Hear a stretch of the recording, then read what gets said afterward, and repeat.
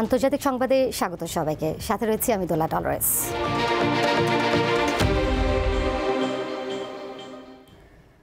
ফিলিস্তিনের গাজা উপত্যকায় কোনোভাবেই যুদ্ধবিরতি মানছে না দখলদার ইসরায়েল। উপত্যকাটিতে বাস্তুচ্যুতদের তাঁবুতে ফের হামলা চালিয়ে 2 শিশুসহ 5 ফিলিস্তিনিকে হত্যা করেছে দুর্বৃত্তরা। হামলায় আহত হয়েছে আরও বেশ কয়েকজন। সংবাদ মাধ্যম বিবিসি জানিয়েছে, গাজার খান ইউনিসের পশ্চিম উপকূলীয় আল মাওয়াসি এলাকায় বাস্তুচ্যুত ফিলিস্তিনিদের তাঁবুতে ইসরায়েলের বিমান হামলায় 5 জন নিহত হয়েছে। নিহতদের মধ্যে 2 শিশু ও নারীও রয়েছে। আহত অন্তত 32 জনকে হাসপাতালে চিকিৎসা দেওয়া হয়েছে। উদ্ধারকর্মীরা জানান, আল নাজাত ক্যাম্পে সাম্প্রতিক মাসগুলোতে শত শত বাস্তুচ্যুত মানুষ আশ্রয় নিয়েছিলেন। তবে ইসরায়েলি সামরিক বাহিনীর দাবি, তারা এক হামাস যোদ্ধাকে লক্ষ্য করে হামলা চালিয়েছে। অন্যদিকে ফিলিস্তিনিদের গাজা ছাড়ার জন্য আগামী কয়েকদিনের মধ্যে মিশর সীমান্তবর্তী রাফা ক্রসিং খুলে দেওয়া হবে বলে জানিয়েছে ইসরায়েল।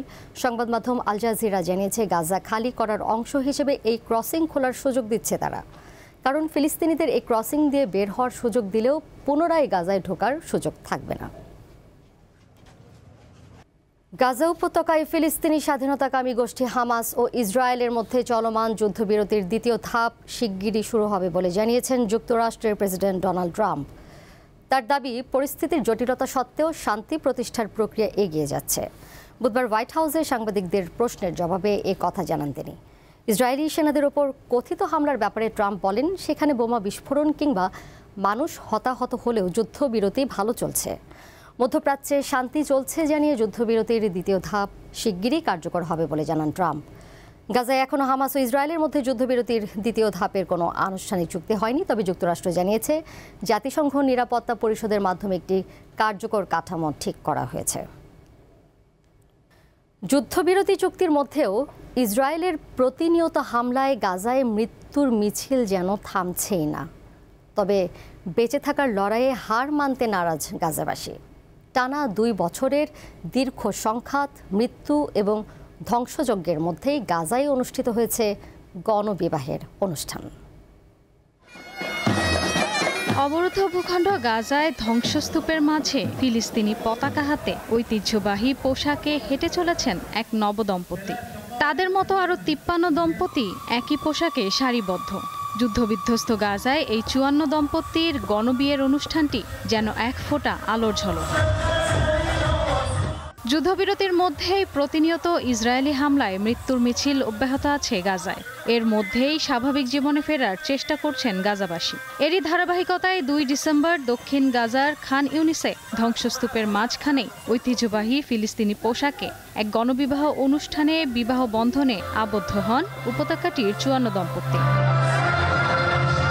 গাজায় ইসরায়েলি আগ্রাসনের কারণে বিয়ের অনুষ্ঠান বিরল হয়ে গেছে। তবে নাজুক যুদ্ধবিরতির মধ্যেই এই ঐতিহ্য আবার ফিরতে শুরু করেছে। আগের মতো জাঁকজমকপূর্ণ উদযাপন না হলেও এই অনুষ্ঠান নবদম্পতিদের জন্য জীবনের এক ক্ষণিক স্বস্তি নিয়ে এসেছে। কাছের মানুষদের হারানোর যন্ত্রণা বুকে নিয়েই নতুন জীবন শুরু করেছেন নবদম্পতিরা। ধ্বংসপ্রাপ্ত ভবনের পাশ দিয়েই হয়েছে বিয়ের অনুষ্ঠান। এত শোকের পর আনন্দ অনুভব করা কঠিন বলে জানান নবদম্পতিরা। স্বপ্ন ছিল একটি বাড়ি, একটি চাকরি, কিন্তু আজ আমাদের স্বপ্ন শুধু একটি তাঁবু খুঁজে পাওয়া। ইনশাআল্লাহ আমরা ধীরে ধীরে সবকিছু পুনর্নির্মাণ করব। এই গণবিয়ের আয়োজন করেছে সংযুক্ত আরব আমিরাত সমর্থিত মানবিক সংস্থা আল ফারেস আল শাহিম। প্রতিটি দম্পতিকে দেয়া হয়েছে কিছু অর্থ ও প্রয়োজনীয় সামগ্রী। একে চমৎকার উদ্যোগ হিসেবে বর্ণনা করে নতুন জীবন শুরু করার প্রত্যয় জানান নবদম্পতিরা। ফিলিস্তিনিদের কাছে বিয়ে সামাজিক ও পারিবারিক জীবনের একটি গুরুত্বপূর্ণ অনুষ্ঠান।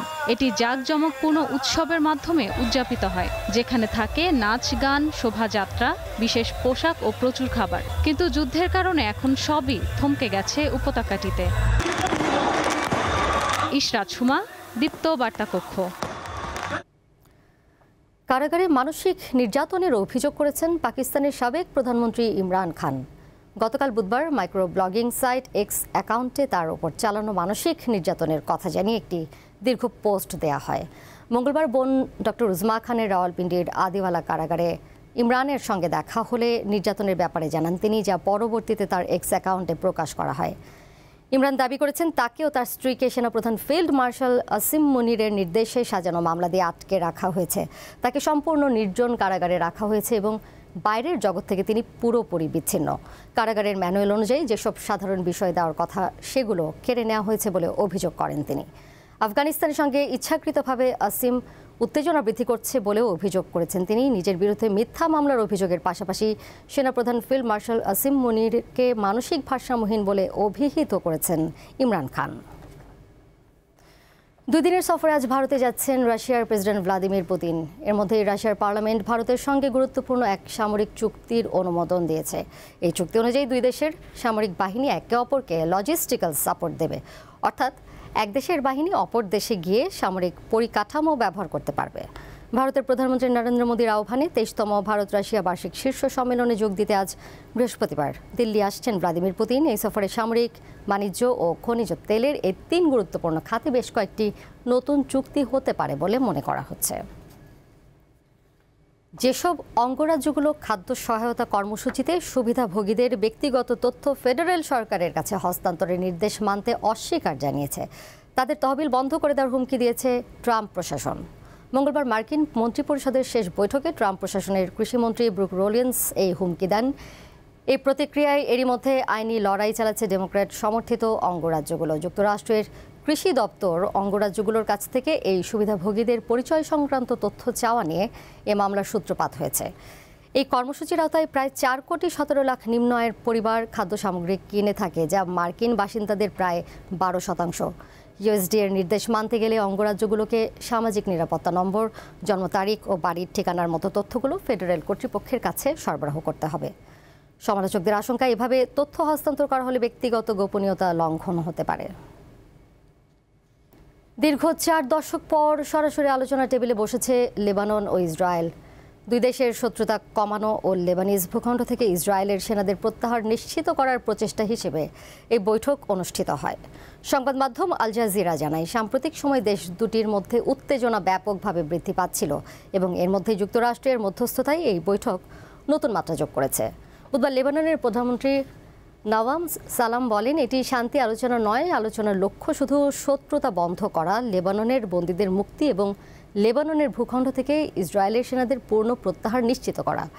সালাম আরও বলেন, বৈঠকে বেসামরিক প্রতিনিধিদের অংশগ্রহণ উত্তেজনা কমাতে সহায়ক হয়েছে। লেবানন ও ইসরায়েলের মধ্যকার সীমান্ত রেখা ব্লু লাইন এলাকায় প্রায় 3 ঘণ্টা বৈঠক করে এই কমিটি। আর এই ছিল আন্তর্জাতিক সংবাদে। আমন্ত্রণ রইল আমাদের পরবর্তী আয়োজনে। এছাড়াও আরও তথ্য এবং বিনোদনের নানা খবর জানতে যুক্ত থাকুন দীপ্ত ডিজিটাল প্ল্যাটফর্মে। ধন্যবাদ সবাইকে এতক্ষণ সাথে থাকার জন্য।